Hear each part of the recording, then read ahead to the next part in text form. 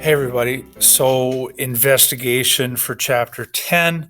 I'm going to talk about a few things that have to do with that. So, it starts with this plat map idea. A plat map is basically a map that shows who owns what property. And you're going to be kind of doing that same thing in the investigation. So, if I open this up, this is one from 1916, the real deal. So, primary source. And I'm going to go to where we are on the map, which happens to be Polk County now.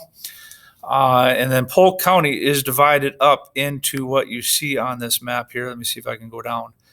So each one of these larger squares, like where it says Brant and Belgium and Angus and Tabor, each one of these is 6 miles by 6 miles. So each little square is a mile square. All right. And we happen to be looking at kind of the Huntsville area is what is being depicted. So I'm going to click on Huntsville here and see what we get. While that is loading, it's going kind of slow. I'm going to zoom over to another spot here. This one is a current property map.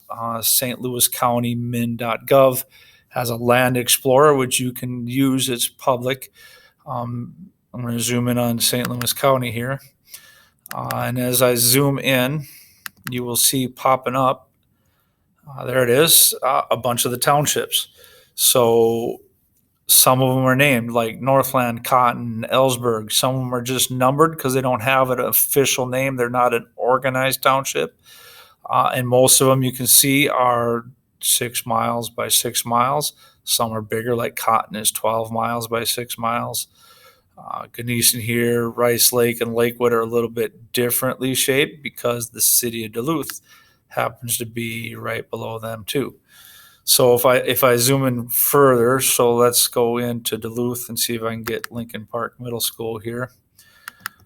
If I keep zooming in, eventually I'm going to find, here's some ore docks, so I know we're near the ore docks.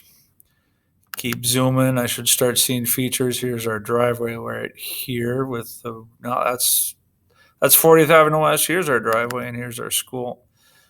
So if I zoom in to where our school is, you can see these parcels coming up. These parcels are owned by the school district.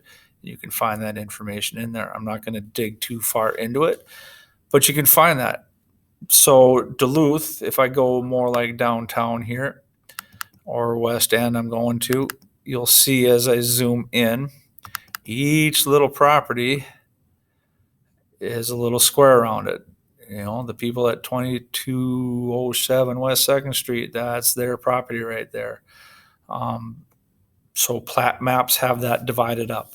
On yours, you don't need to divide it up so small. You might have a little section that's called residential or a little business section, or you'll have roads and train tracks that you're putting in. So let's see if we can get back to these maps. Still not loaded. I wish it was there for you right now. Oh, there it comes.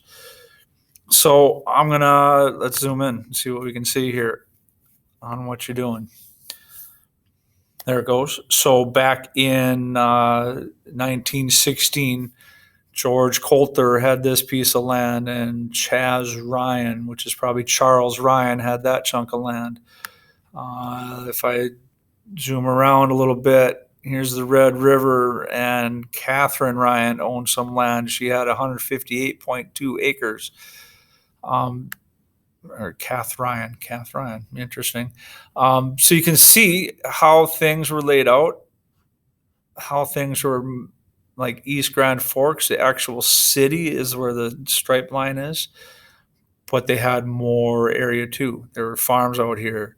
THO or JHO, probably THO for Thomas Harvey, had 155.97 acres in that section of township. So you're going to lay out your plat map. You're going to find places to put in the city. Make sure you're looking at what we are requiring, and you'll just see from there. Good luck. Make sure you're asking questions as we go. See ya.